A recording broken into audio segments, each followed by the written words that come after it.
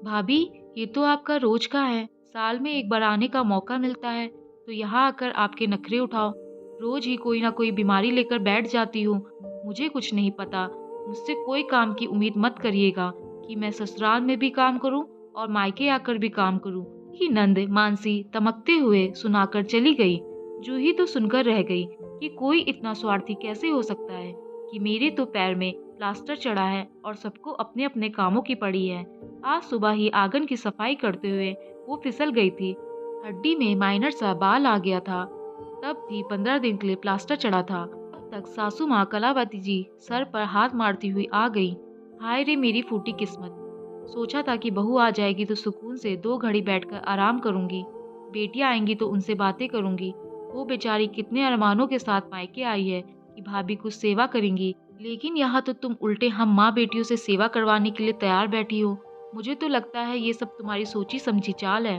तुमने जानबूझकर चोट मार ली है और प्लास्टर चढ़ाकर बैठ गई। तुम्हारा तो ये रोज का ही है। बड़बड़ाते हुए वहां से चली गई। ये है मेरे ससुराल वाले जिन्होंने एक बार भी मुझसे मेरा हालचाल पूछना जरूरी नहीं समझा। किसी को भी नहीं लगा कि मुझे भी भूख लगी होगी, कि कोई मुझे खाना ही दे देता। ये वही लोग हैं जिनकी मैं दिन भर एक टांग पर नाचते हुए सेवा करती थी। सबकी एक आवाज पर दौड़ती हूँ और आज मेरे लिए कोई नहीं। नंद जी बता रही हैं कि साल में एक बार आती है और मुझे तो लगता है मायका ससुराल एक ही जगह होने के कारण वो ससुराल में रुकती ही कितना है। हर तीज त्योहार घर में किसी का बर्थडे एनिवर्सरी हो वो बिना बुलाए ही हाजिर रहती हैं और यहाँ तक कि अपनी एनिवर्सरी और दोनों बच्चों के बर्थडे भी यहाँ आकर ही मनाती हैं। मेरी एनिवर्सरी और बच्चों के बर्थडे पर खाली हाथ चली आती हैं क्योंकि सासू माँ का कहना है कि बेटियों से लिया नहीं जाता, सिर्फ दिया ही जाता है। वापसी में पूरे परिवार का खाना पैक करवा कर ले जाती और गिफ्ट भी ले जाती, लेकिन फिर भी शिकायतों का पुलिंदा तैयार ही रहता और मुंह फुला रहता कि भाभी ने तो कुछ किया ही नहीं, कुछ दिया ही नहीं।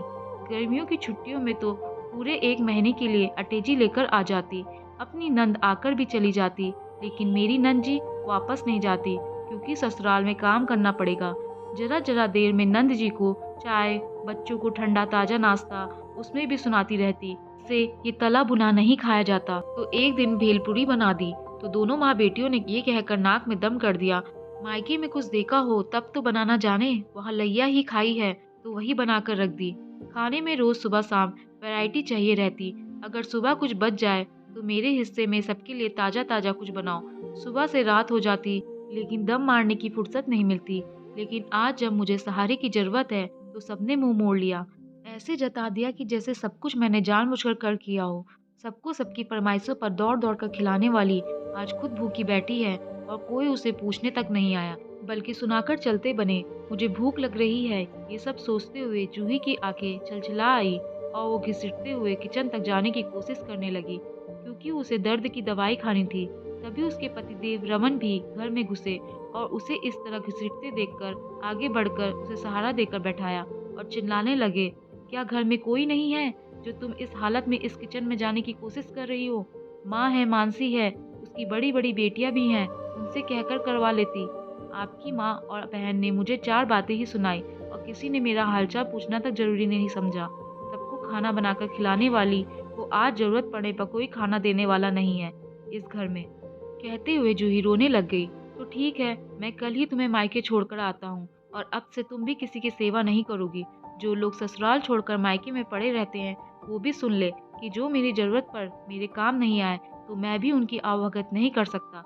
माँ, आप भी सुन लीजिए, मैंने जूही के मायके में फोन कर दिया है। कल मैं उसे वहाँ छोड़ आऊंगा। आप सब अपना इंतजाम कर लीजिए।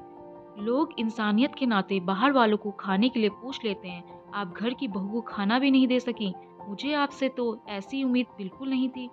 इतना कहकर रमन जूही को लेकर कमरे की ओर चला गया, लेकिन आज माँ बहन के व्यवहार ने उनकी आंखें खोल दी थी। दोस्तों, आपको ये कहानी कैसी लगी? नीचे कमेंट्स करके हमें जरूर बताइएगा।